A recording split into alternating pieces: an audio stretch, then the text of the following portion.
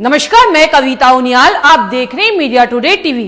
France के राष्ट्रपति Emmanuel Macron को इस्लाम के खिलाफ बयानबाजी करना महंगा पड़ गया है। मुस्लिम देशों में फ्रांसीसी सामान के बहिष्कार के बाद फ्रांस का 100 अरब डॉलर से अधिक विदेशी कारोबार दांव पर लग गया है। फ्रांस को पैगंबर मोहम्मद साहब का कार्टून छापना इतना महंगा पड़ जाएगा, ये फ्रांस और फ्रांस के राष्ट्रपति ने कभी सपने में भी नहीं सोचा होगा।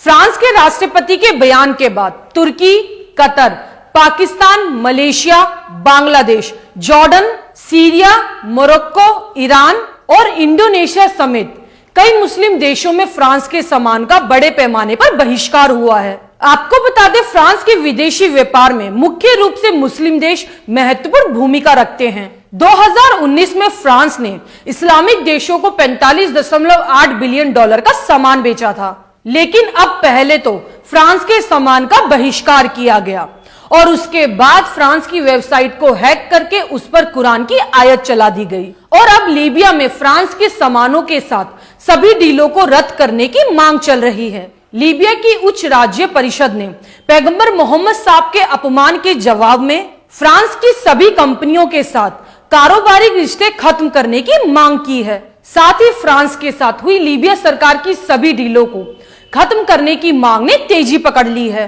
सरकार से मांग में कहा गया है कि वो अपनी धार्मिक, कानूनी और नैतिक जिम्मेदारी को स्वीकार करें और फ्रांस के साथ हुई सभी डीलों को रद्द करके हुए अपमान का मुंहतोड़ जवाब दे। परिषद ने लीबिया से तेल कंपनियों की फ्रांस की खरीद को रद्द करने की मांग की है। फ्रांस के राष्ट्रपति मैक्रोन की इस हरकत से इस्लामिक दुनिया उन पर घेराबंदी करती जा रही है। इसका श्रेय तुर्की के राष्ट्रपति रजब तैयब एर्दोगान को जाता है। वैसे तो तुर्की समय समय पर यूरोप को सबक सिखाता रहता है, लेकिन एक बार फिर तुर्की के राष्ट्रपति रजब तैयब एर्दोगान ने फ्रांस को नाको चने चबा दिए हैं। इस मामले में सबसे पहले तुर्की के राष्ट्रपति एर्दोगान ने मोर्चा संभाला।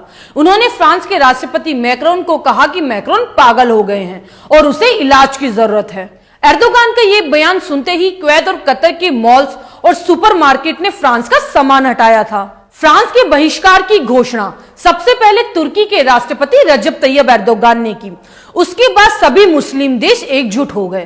पाकिस्तान संसद में फ्रांस के खिलाफ प्रस्ताव पास किया गया और फिर ईरान की संसद में भी फ्रांस सरकार की कड़ी आलोचना की गई।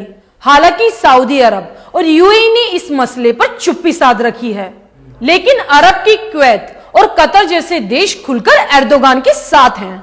अभी हाल ही में तुर्की के राष्ट्रपति रजब तैयब एर्दोगान ने कतर और कुवैत का दौरा किया था, जिसके बाद कतर के किंग ने कहा था कि एर्दोगान मेरे पिता समान हैं, मैं उनका साथ कभी नहीं छोड़ूंगा।